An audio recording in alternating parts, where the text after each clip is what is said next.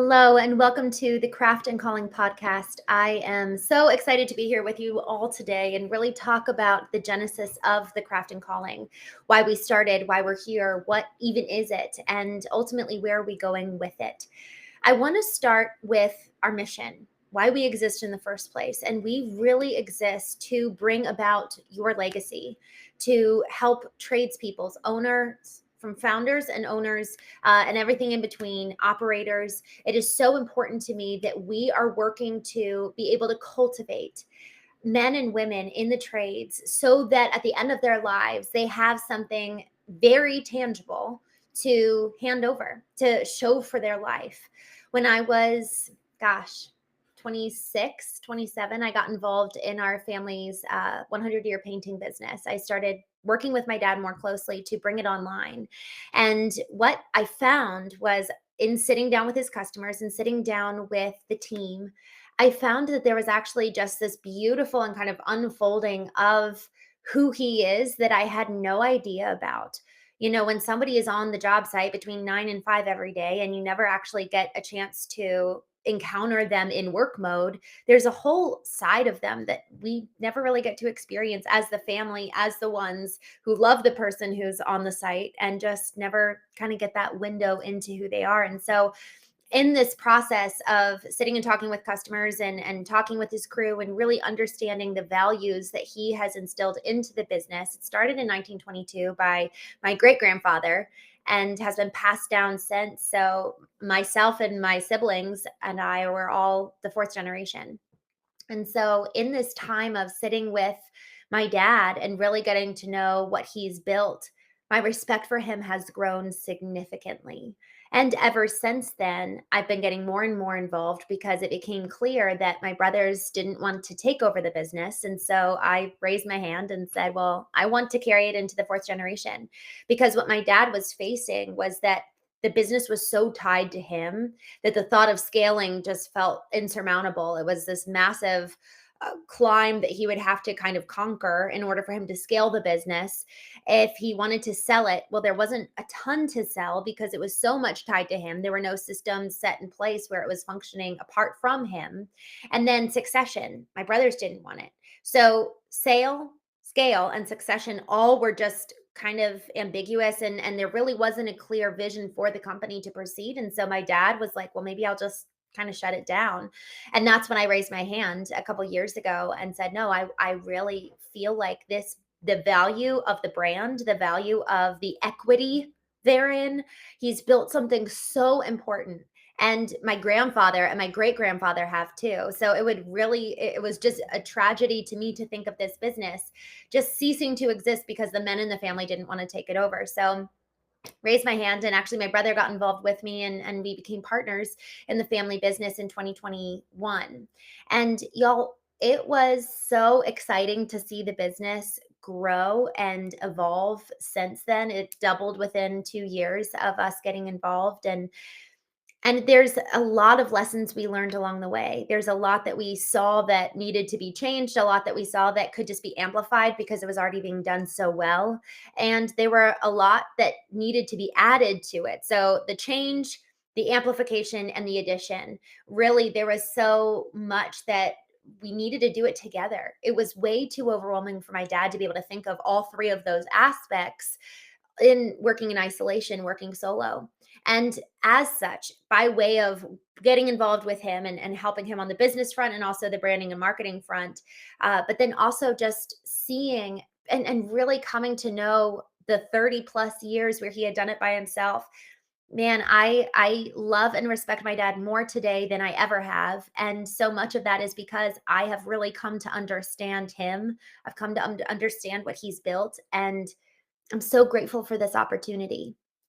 Therefore, I have been observing along the way, not just the respect for him, but also thinking about what could have been had he had support along the way, had he had people in the wings, people really supporting him, and where he didn't have to do it all alone, not just in terms of leadership flanking him, but also being a part of a team, being a part of something bigger than himself, where everybody maybe they all own their own businesses. Maybe they're all integrated in some regard on the owner or operating side of things, whether they're in the fields, whether they're in sales, whatever part they fall in terms of the role and position of the trades business.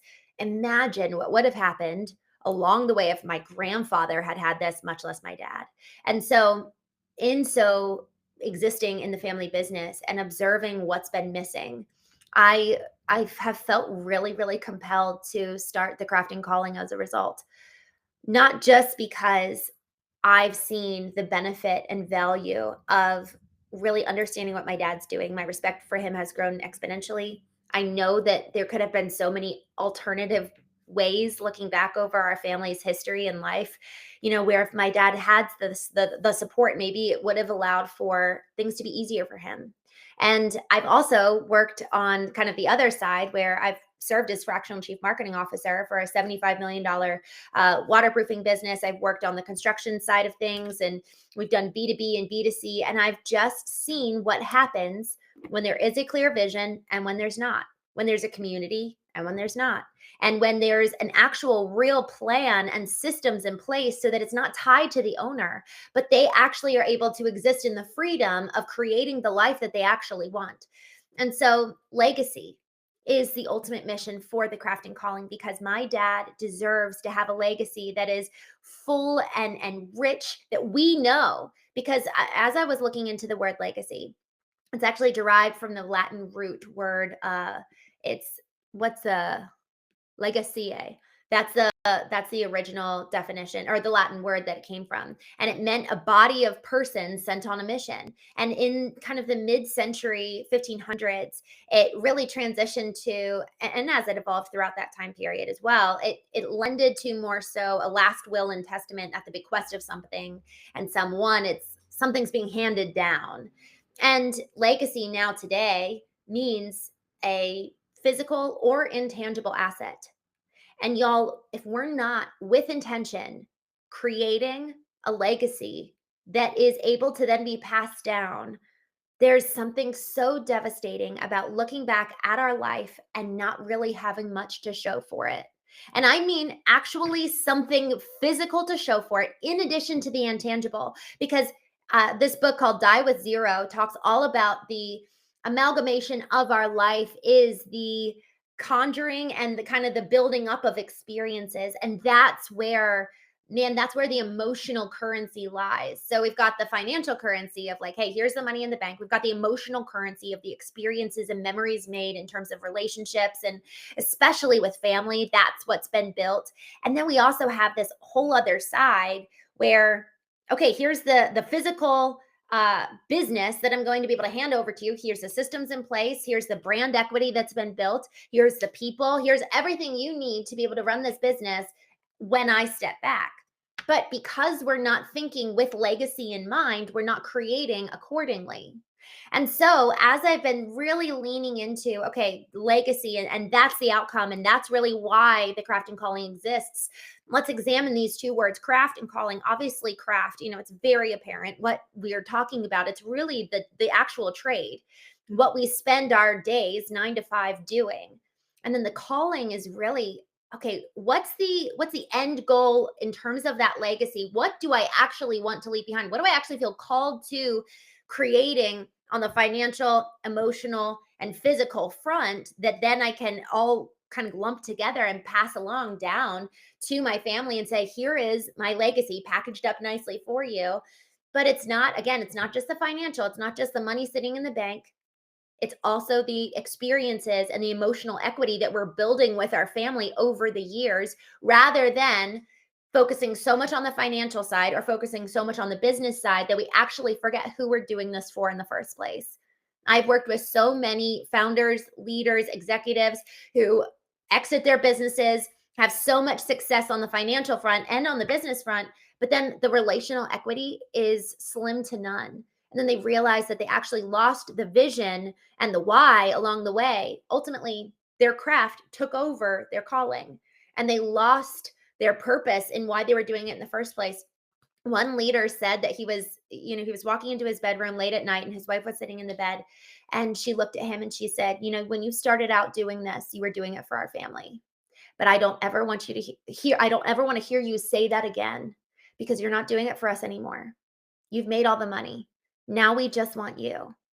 And that, my friends, is something that we really focus on in the Craft and Calling, because relationships are, at the end of the day, connection and community. That is what we were made for.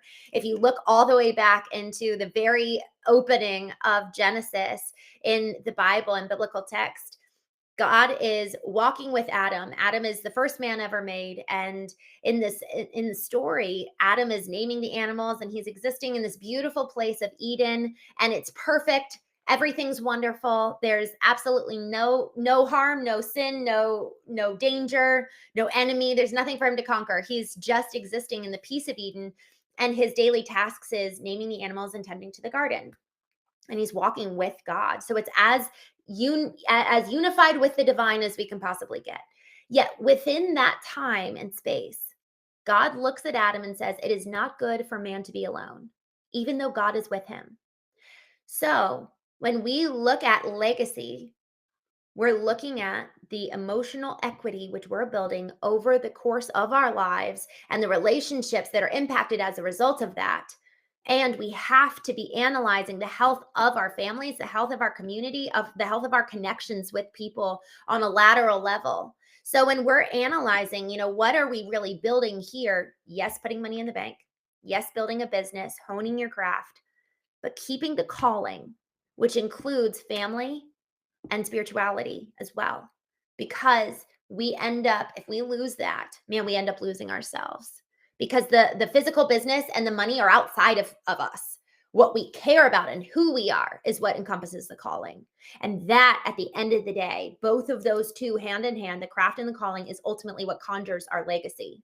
Yet when we think about both hand in hand, the bridge that ties them together is creation. We need to be proactively creating on the business. What's missing? What are the systems that need to be in place? How does AI fit into this? What's the brand equity like? How are we showing up against our competitors? How are we showing up for our customers? Are our customers actually happy with what we're producing? Isn't that a real question that we need to be analyzing? So, creating on the craft side, and then creating on the calling side. Creating with intention. Y'all, I've thought about this so much. How much are we actually sitting and considering, am I actually living in accordance with the ideal that I have set forth, that would allow for me to look back at the end of my life and say, I have created the legacy which I'm proud of?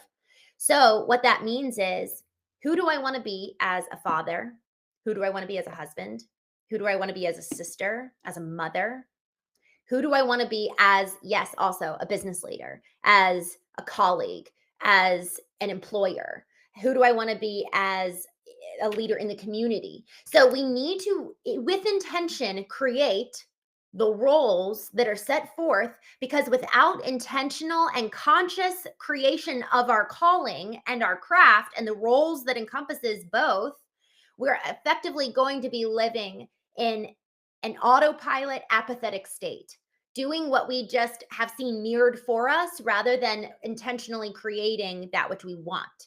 And so, what the craft and calling is that it's really leaning into both sides, craft and calling, with creation as the bridge, as the thing that binds it together and allows for the existential concept of the calling to be grounded in tangible practice and application, so that these principles that we espouse and verbally speak out as something that we want, we actually have the practices that really ground them and ensure that we can, at the end of our lives, look back and say, yes, I am proud of the life I lived. And so when we think about what makes our calling a little bit different, our community a little bit different. There's something here where I'm just going to call out the elephant in the room. Obviously, I'm a woman, no surprise there. There's going to be a different angle and approach to the craft and calling in terms of the content, in terms of the conversations, the connections that take place.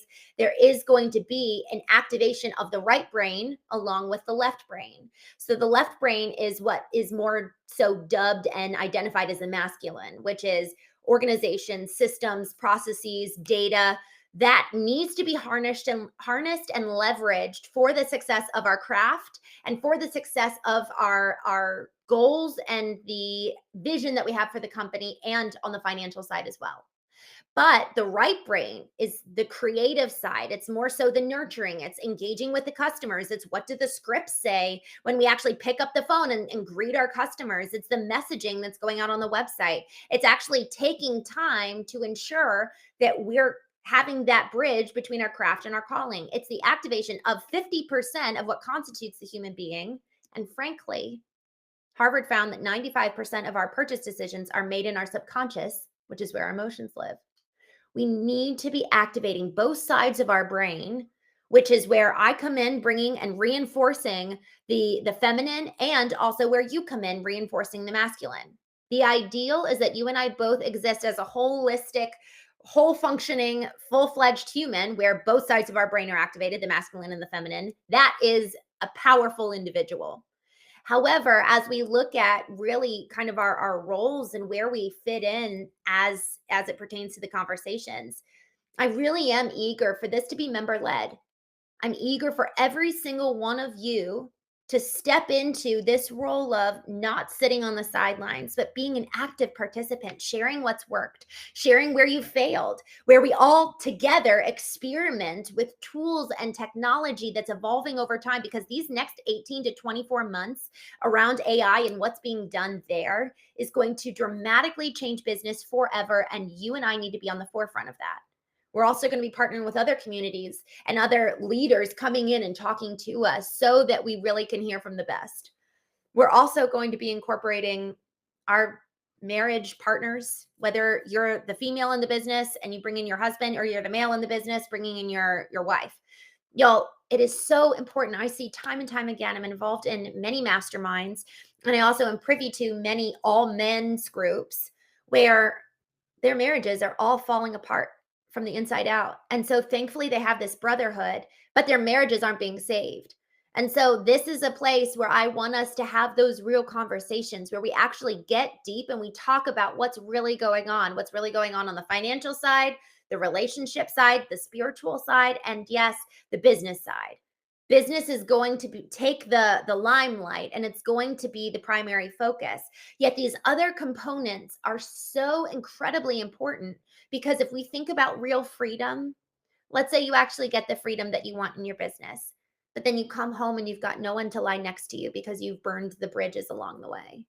So the goal for this, creating a legacy, creating a life that you're proud of. And we do this in four, I call it the 4 C's. We've got 4 key elements that really ensure that this happens. Number one is connection. We are a network of community members that really focus on growth. We really lean into the fact that growth is relational, but it starts with us.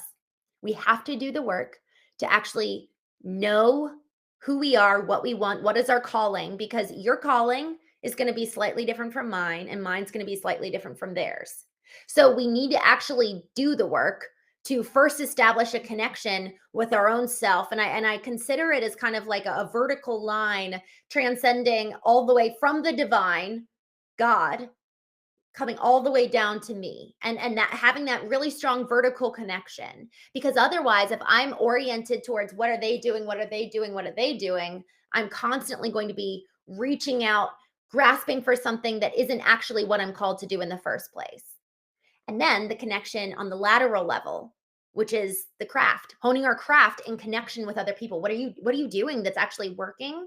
So who are you called to be? That's vertical. The craft is horizontal. And that's really where we have this beautiful and really powerful integration of all of us coming together and honing in generations and genders and industries coming in to see what is working, what is not, what can we try and A/B test and amplify and really change. When I got involved with a couple of these construction businesses, there was a lack of data being collected.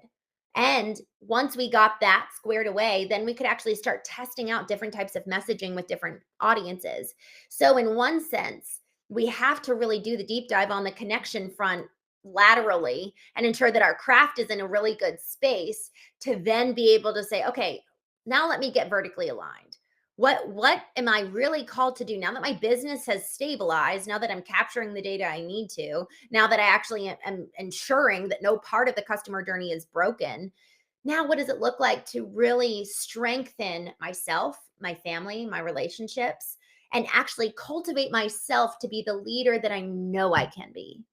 Y'all, the goal is that we're tapping into more than the 5 to 10% of our conscious brain that we actually have access to. The goal is that we're really leading from a place of strength from within so that we can withstand. One of our clients, with a change in seasons, they had a really, really dry summer. And man, the numbers did not look good. So who are you when the numbers don't look good? What do you do? And do you have the people around you that can reinforce and remind you of your calling and remind you of the things that have worked for you in the past? Jim Collins wrote this book from good to great. And a lot of what he talks about is just let's go back to the basics. Don't negate and neglect the things that have worked for you in the past. Don't stop doing what's good. And then, yes, you can add more things to it, but let's go ahead and keep the foundation. So in this process of coming together as a community, we're going to analyze what has worked for you in the past as a business. And we're going to do an audit. And it'll be real time, where we're all really having those hard conversations together, and also having the opportunity to go back into our business and ask our teams, hey, can you grab this data for me so that we can talk about it in real time together? So that's number one, connection. We're a network of growth. And I really was talking about the relational component there. Number two is collaboration. And frankly, this is really where that lateral part comes into play, which is what's working. What are you doing right now that has worked in the past, looking at that data and looking at the audits that we can collectively come and say, hey, by the way, I know that this seems so obvious, but are you doing door hangers? Y'all, one of the companies that I've worked with, they grew their business off door hangers for the first 15 years of their business. The last 20 years, they have not done a single door hanger, and they've been paying for every single lead that they've gotten. So let's do the free advertising. Let's go ahead and anytime you have a salesman go do an appointment, he blankets and canvases the neighborhood with door hangers. Sure, it takes an extra 20, 30 minutes, but it's also really good exercise. And frankly, we probably could all use a little bit more exercise, and we know it works. That's how you built this business. That's how you broke your first million. That's how you broke your first 5 million. And moving forward, it is built on this foundation of going and knocking on doors. Why do we neglect the things that were working? So, in this whole process of collaboration, sharing what's working, it's stating, this sounds a little silly, but it worked for me. And it's also saying, I did this massive campaign and it yielded so many results. And it's also, I did this massive campaign and it wasn't worth it. It is so important that we're talking. It is so important that I hear from you and you hear from me, and we all are collaborating in terms of growing and being better together. Because, man, we can go so much further together. Maybe not as fast, but we can go so much farther when we know what our calling is, when we have the support in the community to push us forward. The third C is celebration. And I love this one. Frankly, I am totally my father's daughter. He's a massive proponent of play. He loves to have fun, and I just adore him for it. And celebration is something that frankly we really need to make sure that we're doing. We need to be incorporating that as a part of our ethos as an organization, because y'all, how many days do we spend where we're just moving forward with our head down and we're not actually remembering with gratitude all that came before us? We're not actually looking back and celebrating what's worked. How have I grown? How have I changed? How has my team done really, really well? And the lack of honor can actually lead to a lack of momentum. And so, by way of us taking time to honor each other and thus honor our teams, It actually can be the gas in the tank that can move us forward and move us more quickly. So when we think about moving farther in community, in concert with each other, we can move faster with that self-propelled dopamine hit of celebration. And I've seen this in so many leaders. When we self-administer dopamine hits, we move faster. That's just the way the body, mind, and biology of ourselves work. And so with this process, it's actually the fact that we really focus on gratitude. And gratitude is a core ethos of who we are. We don't have space for sideliners. We don't have space for complainers. There's very clear demarcating elements of who we are not and who we are. And we are a community that is grateful, frankly, because then when we look back on the legacy of our lives, man, we've just been compounding gratitude and experiences and financial growth on top of each other over time, so that when we look back, man, are we the wealthiest men and women ever. The last one is contribution. And this is really where we actually give. This is where we really give to each other. So celebration, there's an element of that where we're really receiving, because so many of us, we're the ones leading the charge every day, and we don't actually really get the care and TLC that we might need. And so this place for contribution, this is really where we help each other based on whether you're looking to sell, scale, have succession where you pass it down. Regardless of what your aim is and what your goal is with the business, you have people to literally contribute and say, hey, here's a document, here's a resource, here's a spreadsheet, here's a dashboard, here's a report that we generate, all of which is just going to make us move so much faster. So in this initial space of collaboration, that's really where we're testing and trying new things and kind of being daring, and then also remembering what's working. This contribution is, hey, I'm actually going to give to you something that has actually worked for me in a very tangible way. So this is like a tangible give. And y'all, with these four C's, with the connection, the collaboration, the celebration, and the contribution, we are able to operate as a true collective where we are so much more rich than if we were doing this alone. And the goal, the outcome is legacy. I was on a podcast a couple weeks ago, and I was talking about, what a blessing it is that I'm able to help my dad really in real time create his legacy. Because the reality is that right now, every single day, you and I are creating what will eventually become our legacy. Legacy is in real time. Legacy is right now. Every decision we make, every phone call, every email, every job site visit, every single decision we make every single day of our lives is legacy. We're creators because we are made in the image of the ultimate creator. And so we need to start acting like it and thinking like it. There's a change in the way that we show up every single day when we realize, wow, today matters. There's so much riding on today. And in so doing, we're creating a legacy. And on this podcast, I was talking about this whole process with my dad, where I'm really able to help him create the legacy. Because honestly, if he had died 2, 3, 4 years ago, there wouldn't have been much. There was no paper trail. There was really no content that he had created. There was nothing that would have really helped the business to just be handed over to somebody else or one of us. And not just that, not just on the business side, there really wasn't much in terms of content that he had created that would have helped us to really get to know him. Thank God he's built up such an equity in terms of experiential relational value. And he's got a whole storehouse of that. And we are rich indeed because of him. But when it came to the business side of things, there wasn't much physically, tangibly to show for it. And as we've been building these last 4 years, there's a lot more.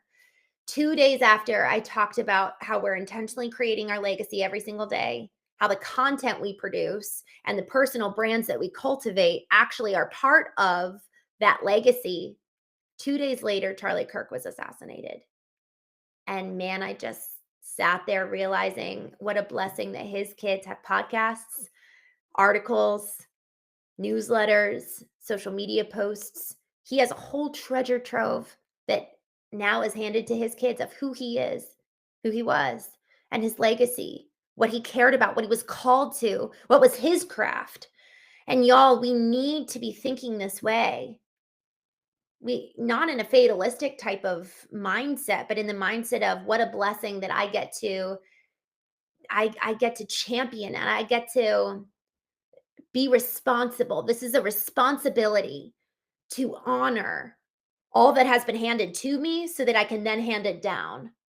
And y'all, every single one of us has a legacy that we are currently writing today, we are currently creating. And so, in this place, this is where we co create. This is where we hone the craft. This is where we emphasize the calling. And this is where we really champion each other. Atiba, thank you so much for joining. I see you on Facebook. You said you can't lose your calling trying to gain the whole world with your craft. Ah, I love it. Y'all, it is so important that we don't try to go outside of and beyond that which we're called to right here, right now. And you know what? We can't go create something new if what we have in front of us is broken. So we have to do the work to lean in, clean up, and like I said at the very beginning, we had to have some real changes. We had to fix some things and we had to make some additions. We had to add something new and then we had to amplify. So change, amplify and addition. But it really takes time for us to do those audits and also hearing from other people on what are they doing so that we can add that in. But our chief responsibility is to first go inward for ourselves, for our business, and then we can blow some steam and blow some oxygen on the fire that is our business and really blow it up so that we can see real growth. But AI isn't going to fix what's broken. And just adding new systems into place on an already broken kind of foundation isn't going to be helpful. We need to actually fix the foundation, and that's what we get to do together. So, with that, thank you all so much for joining, and I will see you tomorrow.